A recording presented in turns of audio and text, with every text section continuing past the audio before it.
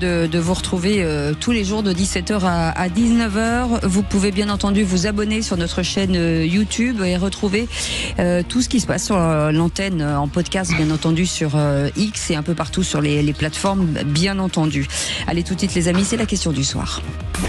Il faut sanctionner plus tôt, plus vite, ne pas attendre que la situation s'aggrave pour sanctionner. Il y a une forme d'impunité qui s'est installée. Il faut remettre l'encadrement de type militaire pour les mineurs délinquants. Le projet de loi qui sera présenté permettra de sanctionner les parents de jeunes délinquants. Pour les mineurs, la primauté de l'éducatif reste sur le répressif. Arrêtons à chaque fait divers de ramener un coup politique. On a réformé la justice des mineurs il y a moins de 2 ans. Laissons le temps à chaque réforme de faire leur effet avant de vouloir tout de suite relégiférer dessus. Les vraies voix Sud Radio.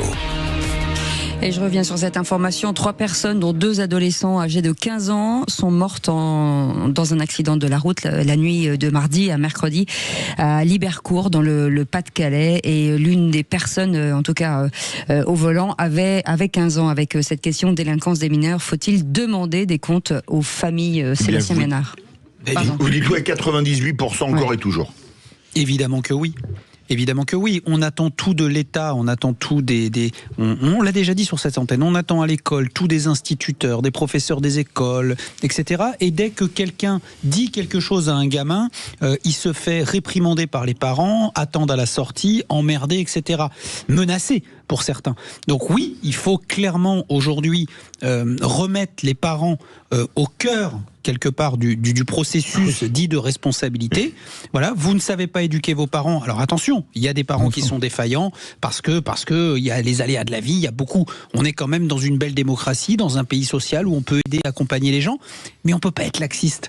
Voilà, on peut pas être jean-foutiste et on peut pas être dans l'exclusionnite permanente. Et on a des leviers pour quelque part obliger les parents à tenir leur gamin. Voilà, un adolescent de 15 ans, même si il fait 1m90 et il ressemble à un bonhomme de 18 ou 20 ans, ça reste un gamin, il est sous la responsabilité de ses parents et ses parents sont pénalement responsables. Mais qu'est-ce que font les parents ? Qu'est-ce que font les parents? Où ce gamin a-t-il trouvé cette voiture? À qui a-t-il pris les clés? Enfin, c'est incroyable. Moi, je sais ce que font mes enfants. On est en plein dans la culture de l'excuse en permanence. Toujours. De l'excuse pour les parents, de l'excuse pour les enfants. Bon, et puis vous avez parlé de l'école. C'est la France, hein, ma brave dame. Oui, je sais. Oui, mais justement, on en crève de ça. Alors, on parlait de l'école. L'école, elle est là pour instruire. Les parents, ils sont là pour éduquer. Donc, les parents doivent éduquer et ils doivent être rendus responsables des bêtises de leurs enfants. Quand je dis bêtises, c'est un euphémisme. Bêtise là. Oui. Allez, 0826 300 300. Marc est avec nous de Carcassonne. Bonsoir Marc. Bonsoir tout le monde. Bonsoir. On vous souhaite la bienvenue sur Sud Radio. Qu'en pensez-vous? Encore nouveau drame. Et à cette question, faut-il demander des comptes aux familles? Moi je pense que oui, il faut vraiment leur demander des comptes parce que moi je suis actuellement père en fait de 2 adolescents, on va dire, 17 et 19 ans, et dans tous les cas je me sens à 100% responsable de tout ce qu'ils vont faire tant qu'ils sont chez moi déjà. Peu importe l'âge. Et je trouve que 15 ans, c'est fou déjà d'avoir l'idée de prendre une voiture tout seul. J'espère pour lui que ce gamin, après je sais pas s'ils ont fait des analyses, que ce soit toxicologique ou alcool ou autre, mais j'espère que déjà le petit va pas partir avec un casier et puis des choses qui seront irréversibles pour lui, quoi. Vous voyez ce que je veux dire? La mort d'un homme qui va avoir un enfant, c'est irréversible. La mort d'un homme dont la femme allait accoucher dans les prochaines semaines, ça c'est irréversible et le gamin n'aura jamais de père. Hein. Sachant que les faits ont eu lieu à 2h45 du matin et que le gamin a 15 ans. Voilà. Oui, mais le pire c'est que le compteur de la voiture des 4 de 15 ans, dans une portion limitée à 50, est resté bloqué à 150. 150. C'est-à-dire que est-ce qu'il était à 180 au moment du choc et le choc étant tellement violent, il tape sur une portion limitée à 50. C'est pour ça que tout à l'heure je disais que moi je voulais du bleu. Alors le problème c'est que maintenant les policiers ils peuvent plus rien faire parce que s'il y a un drame pour arrêter ce type de salopard, parce que c'est un salopard quand on roule à 150 sur une portion à 50, c'est les policiers qui auraient des ennuis et Kylian Mbappé qui tweetera pauvre petit ange parti trop tôt. Mais moi ce que je pense c'est au petit ange qui va naître et qui aura pas de père. Ça, c'est exactement. Et en plus, vous savez quoi, j'étais au courant de l'affaire juste ce matin, mais j'avais même pas entendu qu'il y avait eu décès là-dedans, quoi. C'est ce que je veux dire? Oui. Donc là, c'est encore pire, c'est que là, je vais même pas y trouver d'excuses que ce soit quoi que ce soit. Là, le petit, c'est malheureux à dire, mais comme vous dites, la personne ne pourra pas revenir, mais ce petit, c'est fini. Mon cher Élie, déjà, les parents, qu'est-ce que vous voulez qu'ils payent? Une mort, vous la payez pas, il n'y a pas de prix. Mais par contre, ce petit, le permis, c'est ciao. Tu te démerderas plus tard, tu iras en vélo travailler, mais c'est comme ça, quoi. Et tu verras que tu prendras pas la voiture. Et vous êtes encore bien, pardonnez-moi, hein, bien indulgent.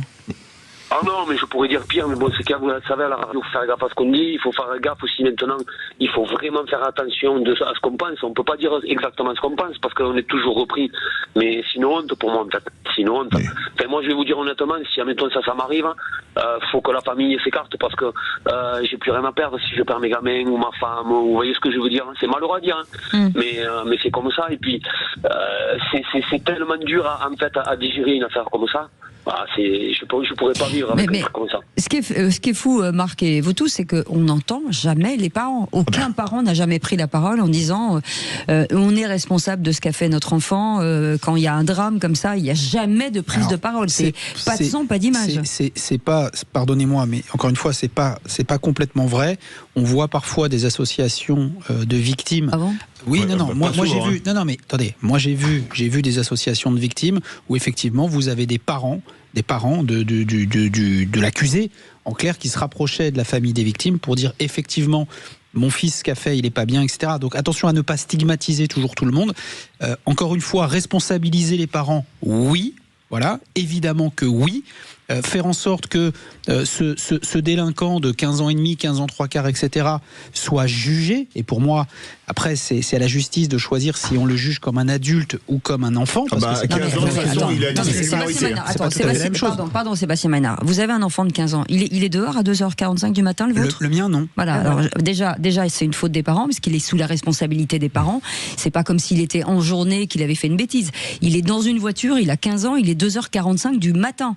Donc, on peut trouver effectivement des... Mais vous allez trouver évidemment des tas d'avocats médiatiques, entre guillemets, et pas nécessairement d'avocats pénalistes, qui vont trouver tous les arguments du monde pour expliquer que ce jeune garçon, etc., avait besoin de prendre l'air, n'était pas tenu par ses parents, et que ses parents ont tout fait pour essayer. Voilà, c'est la problématique, c'est qu'on est dans cette culture de l'exclusionnite permanente.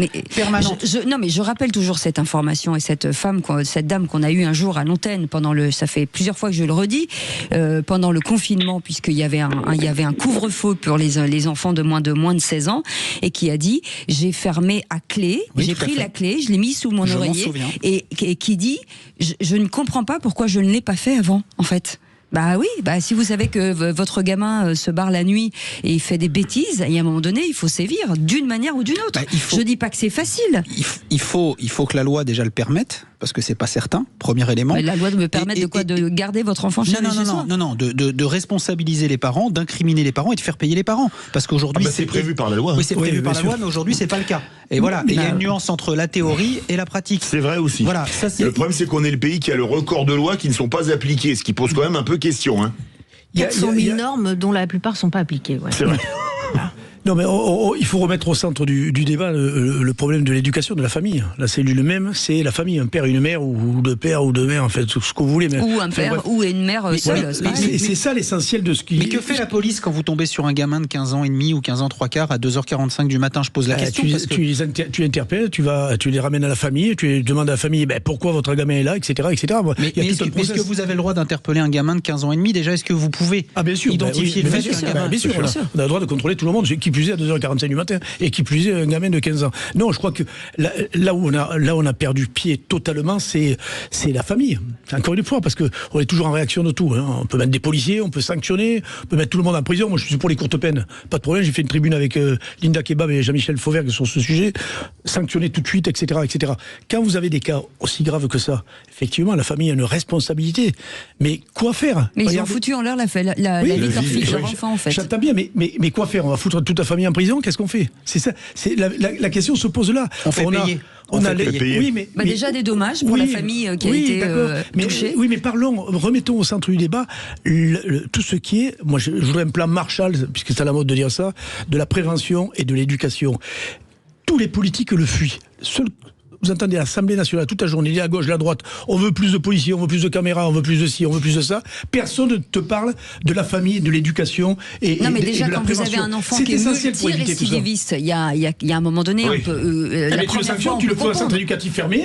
Ils sont en train, Darmanin a revu les centres éducatifs fermés pour qu'ils soient réellement fermés d'ailleurs, et où il y ait une vraie prise de conscience et de rééducation des gamins. Il faut pas avoir peur des. Mais quand tu sais que un gamin peut porter plainte contre sa famille parce qu'il a pris un coup de pied au cul. Je me rappelle d'un ami préfet que j'ai, Hugo Moutou, qui était préfet des Alpes-Maritimes, qui avait dit une fois, ça avait fait un scandale, les gamins ils font les cons dans la rue le soir, et une claque, un coup de pied au cul à la maison. Il avait raison. Préfet, représentant, il s'est pris une volée de mots, mais il a raison. Mais tu fais ça, ton gamin il va porter plainte, il va voir l'aide sociale à l'enfance, il va dire mais pareil, ils m'ont foutu un coup de pied au cul et une gifle, tu te rends compte? Alors maltraitance évidemment, on est rentré dans un délire total sur ces sujets-là. J'écoutais le témoignage, pardon je vous coupe, d'une dame qui disait mon fils était tout le temps sur la console, je lui ai enlevé la console, il est allé porter plainte, le gamin. Et en fait maltraitance. Et maltraitance, exactement. Mais évidemment. Tout ça pour lui avoir pris sa console. La maltraitance, il est sur la console jusqu'à 4h du matin à jouer en ligne avec quelqu'un qui est au bout du monde. Et pour lui, c'est 4h de l'après-midi, il a fini l'école. Sa maltraitance... Oui, sauf que cette dame était divorcée et que ça a eu un impact sur le divorce. Non mais c'est fou, c'est fou. Oui, et puis l'association qui va le défendre va dire... Moi j'en veux, monsieur le fonctionnaire, ex-fonctionnaire de police. Non, mais j'en veux à celui qui prend la plainte, parce que quand je vois que quand vous faites dépouiller votre bagnole ou voler votre portable, on prend pas la plainte au commissariat et qu'on reçoit ce gamin qui vient dire que ses parents lui ont volé ou mis de côté là ou séquestré une console de jeu, je me dis qu'on marche sur la tête. On marche définitivement sur la tête. Et en même temps, les amis, quand on dit les responsabilités des parents, moi vous le savez, je reçois avec mon association beaucoup de familles monoparentales à travers mon amie Christine Kelly avec cas d'urgence, des mamans seules en week-end, des pauvres femmes, c'est le cas de dire, avec des enfants, 2-3 gosses. Et quand j'entends, évidemment, on nous dit, il faut couper les allocations, ces gens-là. T'as un gamin qui fait le con, t'en as 3, et tu coupes les allocations à une femme qui est déjà seule, qui va faire les ménages à 5h du matin, que fait la société? L'aide sociale à l'enfance, là aussi, il y a tout un travail à faire. Et ces gamins, sont capables de faire ce qu'il a fait là. Non, mais ça n'est pas que ça. Mais non. Mais ma mère n'avait pas de mari, elle nous a élevés tous les 4. Arrêtez. Mais c'est pas une autre époque, arrêtez de dire ça. On n'est plus dans les mêmes... Mais si, t'as un nombre de femmes... Ça n'est pas la seule justification, s'il vous plaît. Arrêtez de rentrer toujours dans ce code. On rappelait aux gens qu'ils avaient des devoirs avant d'avoir des droits. Et aujourd'hui, c'est le contraire, on n'a que des droits et on a zéro devoir. Oui, mais vous avez de plus en plus de familles cassées. Il y a 600-700 000 familles monoparentales. Je jette pas l'opprobre sur ces mamans seules, attention quand je dis ça. Mais c'est un vrai sujet. Alors t'entends les ozos à l'Assemblée nationale qui disent on coupe les allocations comme ça. T'as raison. Et comme ça, elle a plus rien à bouffer. Et puis c'est pire. Voilà le résultat. Merci en tout cas. Merci Marc de Carcassonne en tout cas d'avoir participé à ce débat. Dans un instant, on va revenir sur la petite phrase de François-Xavier Bellamy, député européen, vice-président exécutif des Républicains. C'était l'invité de Sud Radio ce matin. On revient dans un instant. Sud Radio. Sud Radio. Parlons vrai. Parlons vrai. Sud Radio. Parlons vrai.